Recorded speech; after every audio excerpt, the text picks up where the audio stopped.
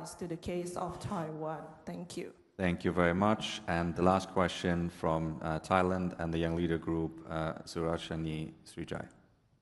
Thank you, Chair. My question is for Minister Chan, just a follow-up question from your comments on Myanmar.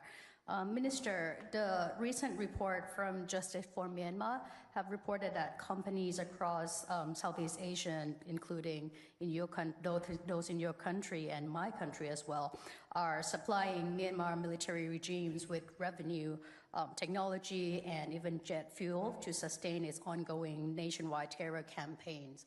So my question to you is perhaps you could share your view on the role of state-owned enterprises and as well as private sector in indirectly prolonging the conflict or potentially interfering in the conflict momentum, and what can be done about it. Thank you very much. So the only people who are left on the list who I haven't called upon are all colleagues of mine, so I hope they forgive me, but we have a good set of questions now to get into, and we'll go in the original order of the panel. Billy Joseph, I'll turn to you first. You had, again, a few points that were specific for you. So in terms of what would you like to see in terms of capacity building initiatives, make sure that the overlap is limited and that everything is aligned with your priorities and regional priorities. There was the point about as a resilient democracy connected to the region. What are you looking for in security partnerships? And please feel free to pick up on other points that were raised. If we can try everyone to do their remarks in 3 minutes each, that would be fantastic. Yes. All right, thank you. I would like to thank the question from Japan. Japan is a very important partner for Papua New Guinea, and I would like to say that we do have a lot of trade and relationship with them. Most of the infrastructures in the country have been built by Japan. So in the question as to what more can be done to build capacity, I think we need to look at the trade partnership, the economic activities that are being done in the country. Japan need to take more interest, and also at the same time, HDR, investment in HDR would go a long way. As I said, the effect of climate change is really felt in some countries in the Pacific, including mine. So that is something that we are working with, and Japan is working with our defense to build capacity, and there are many different levels we are working with that, which I don't have to say it. With regards to the question from Australia on, what was the question again? Priorities for PNG as a resilient democracy. What are you looking for in terms of security partnerships to support that? Yes, we have PNG got independence from Australia, so we also have very strong relationship with the US and others as well. And the relationships that we have had over the time since we became, it will be 50 years independent this year. And these 50 years, we have never had any military coup of any sort in our country. And that goes to show the resilience that we have had and the democratic principles that we subscribe to. And so we stick with our traditional partners when it comes to security and defense. And we continue to communicate. In the last few years, we've had Papua New Guinea and Australian ministers at the highest level communicating every year on how we can both work together to meet some of the security challenges, but also the economic issues that we face. Thank you very much. Paul, can I turn to you? There was the question about space infrastructure, relying on the US, other European options. There was the question put to you about engaging with China, what measures you might be willing and able to take. And then there were general questions about reforming the multilateral system as well, undersea domain awareness. Oh. Okay, all right, thank you very much, and once again, thank you so much for putting me on the panel. Few remarks then on space. This is an area where Europe should be doing more, and we are actually, in Sweden, we have the only autonomous capability actually to launch polar orbital satellites, and it's something we are developing and we're investing into before. There has been good developments in the past for creating autonomy inside the EU. I'm thinking about the Copernicus program and Galileo program, but where I think that Europe is a bit lagging behind, where I think that the US has been quicker on its feet, and that's the commercialization and the volumes and scale that goes with commercialization. And I think that's where SpaceX is all about. Now we're learning a lot about space also from our Ukrainian friends, where the space is extremely important for communication, identification, and also targeting, of course. So I think we are building up, but I think especially accommodating the commercial sector into space, I think is crucial, as this is a domain that's developing so much due to technological developments when it comes to transmission capacity and miniaturization. Now, in regards to China, we don't see confrontation with China, but when we don't agree with China, we will also say so if we feel it's in violation of international laws and sea lines of communications. We do stand ready also to engage and have a dialogue with China, as we do right now, and we welcome this kind of dialogue. I think that was commendably said, how important this dialogue is. We had the Minister of Trade who was in China a few weeks ago. I also know that the State Secretary at the Ministry of Defense, at the Ministry of Foreign Affairs was in China as well. So dialogue we welcome, and when we don't see eye to eye, then we will also say so, especially when it comes to issues that concern rules-based international order, which is very important for smaller states like myself. And the third one was also in regards to, I think they used the term Global South. I'm not always so comfortable using that, because I feel that we are putting together quite, countries that stands on their own merits. But I give this to that question. In Europe right now, we've been very centered on the war in Ukraine for good reasons. This is very close to our heart. This is very close to our security. But I think it's very important also we engage into sub-Saharan Africa, because when we withdraw, we don't engage, we're not present, other actors will come and fill that vacuum as well. So we need also to be engaged into other areas. If nothing else, also for the cause of Ukraine, but also for the merits it holds in itself. Thank you. Thank you very much. Minister Chan, you had a few points that were put to you. There was the question on the agreements with France. What are you hoping for? What are you expecting there? There was, you also got a version of the space question.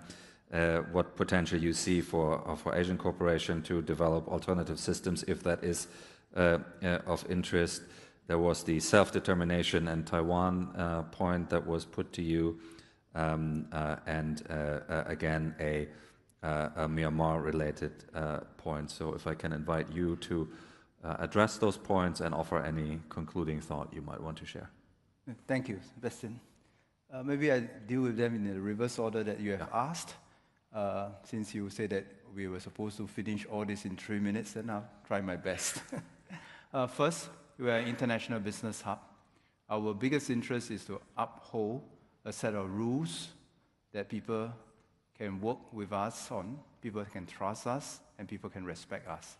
So if you have any evidence where any companies operating in Singapore might be in violation of that, let us know, and we will follow up robustly.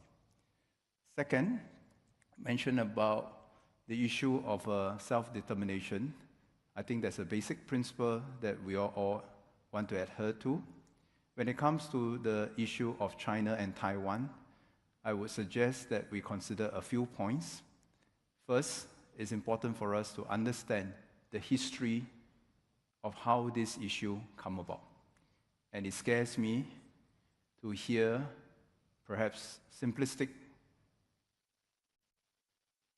attempts at simplistic explanations, that this is a conflict between democracy and autocracy, or trying to draw unhelpful parallels between Taiwan and Ukraine. I think it's important for us to really understand the reasons behind how we got here. So that's the first thing I would say. Second, I think how this issue is going to be resolved, if not managed, will have to be determined by the Chinese people. It will have to be so. Third, I would say that whether is it the Chinese people on the PRC side or the people on the other side of the straits on the Taiwan side. I think if you ask the common folks, they all share some similar end goals. First, I don't think the people on either side of the Taiwan Straits desire war and conflict. Second, just like anybody around the world, the people on both sides of the Taiwan Straits, they want to have the opportunity to continue to improve their lives. They want to have a sense of security, including economic security, and we hope that both sides across the Taiwan Straits, both at the people level and at the political level, will be able to open up the channels of communications to discuss where their shared future lies and where their shared interest lies. And I think this is something that is important for both sides to do. On the issue of the reform of the global system, be it the global trade order or the global security order, I would just say the following. And having been the trade minister before, I will say this. If we want to abide by a set of rules, then we must respect the outcomes from this. It cannot be that if this set of rules disadvantaged me or did not give me the result that I wish in one particular scenario, I will therefore throw the baby out with the bathwater. When we say that we abide by a set of rules, it doesn't mean that that set of rules will always give us the outcome that we desire. That will never happen. But we must have a shared understanding that it is to our benefit to make sure that even at times when the rules did not give us the favorable outcome that we desire, we must continue to abide by this. The second thing that I must say, and I agree with many participants that I've spoken to, is that there are new challenges and we must evolve new rules to manage those new challenges. So take the WTO as an example, the World Trade Organizations. We have challenges to make sure that the current or the previous dispute settlement mechanism continue to work even as we search for a new set of rules for various issues. But yet at the same time, we must have the interest to develop new rules for the new kinds of trade relations that are emerging, whether it's on the digital front or elsewhere. So we cannot be caught just trying to settle the quarrels of yesterday, so to speak, without an eye of the challenges that might emerge tomorrow. We need to do both together. But most importantly, we must remember that a set of rules is there so that we can all, just like having traffic rules, have a safer environment. It's not whether that set of rules favor me or not in one or another particular situation. Last but not least, on the issue of cooperating with France and space, can I just put it in a broader context? I think one of the wonderful things from this conference is that today, from Singapore's perspective, we no longer confine our security partners or partners for cooperation from just a geographical lens. Many of the challenges that we face today and tomorrow are cross-border challenges that transcend the local geography. We take the example of Singapore and Sweden. What can we work together? In the past, we worked together on building up our submarine capabilities. That was perhaps conventional capabilities. Today, there are new areas that we have just discussed that we can work together. For example, the issue of supply chain resilience. How does Sweden strengthen its supply chain? There are lessons from Sweden's experience that Singapore can take. And there are areas that we can work together. The area of countering misinformation or disinformation. Sweden has its challenges, but the modus operandi, the tactics, techniques, and procedures in military jargon, that Sweden uses to keep its society together, to inoculate its society against such information operations, are lessons that we can learn and we can partner. How to keep our critical infrastructures safe and secure is another area that we can learn from one another, be it France or Sweden. It's like what I mentioned in my speech. We can't defend a network by looking at a point. To defend a network, we need to work together to defend the entire network. There's no point trying to defend the integrity and security of a submarine cable by looking at a point. We need both ends to be secure, and we need everything in between to be secure. And perhaps that's the power of these new technologies, the power of this new concept that we have. While the challenges are more interwoven, the solutions also require to be much more interwoven.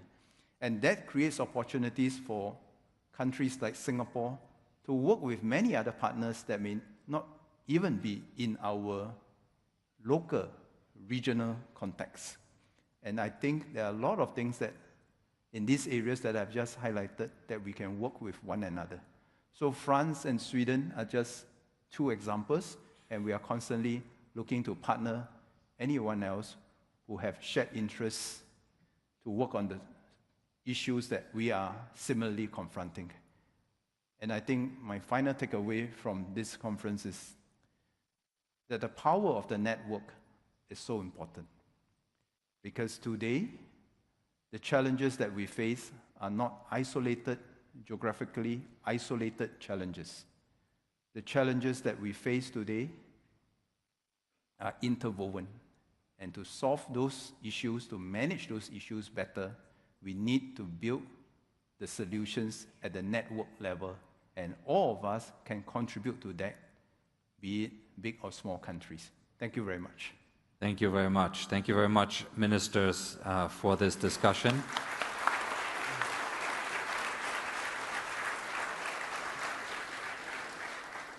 We are now concluding the 22nd ISS Shangri-La dialogue, and the first thing I would like to do in doing so is to thank the wonderful ISS staff here at the ISS Asia office and the executive director of that office, Vele Nouwens.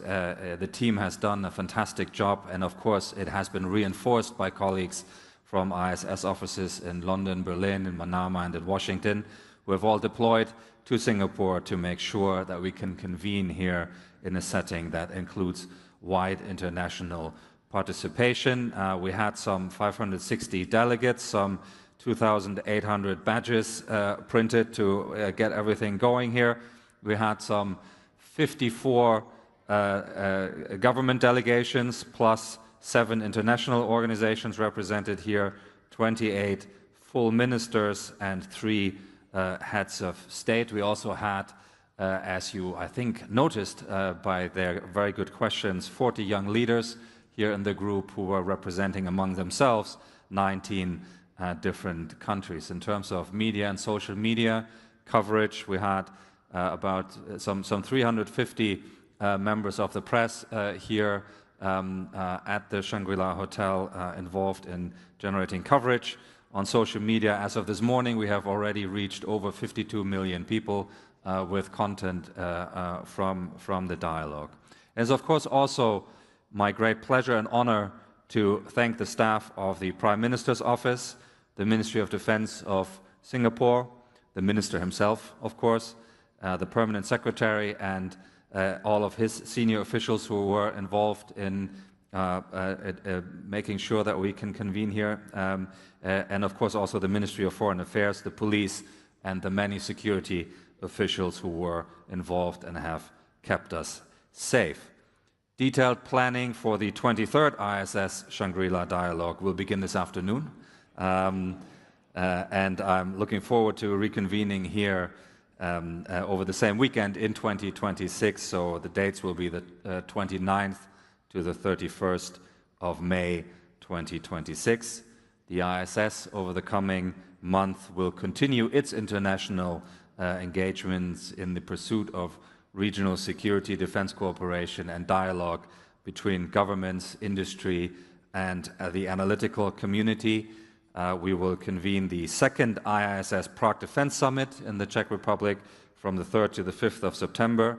We will embark on a new venture in Germany, convening for the first time a Global Security and Innovation Summit in Hamburg, the 22nd and 23rd of October. And we will, of course, meet in the Kingdom of Bahrain from October 31st to November 2 for the 21st ISS Manama Dialogue. So we have a busy schedule, and I'm looking forward to seeing some of you around these events, and then many of you here at the next ISS Shangri-La Dialogue in 2026. And with that, I shall close, and I invite you now to have a lunch, and then I'm wishing everybody a safe journey home. Thank you so much for your engagement. It has been a real pleasure. And let me invite you to congratulate yourselves, but also give our speakers a final round of applause. Thank you. Thank you very much.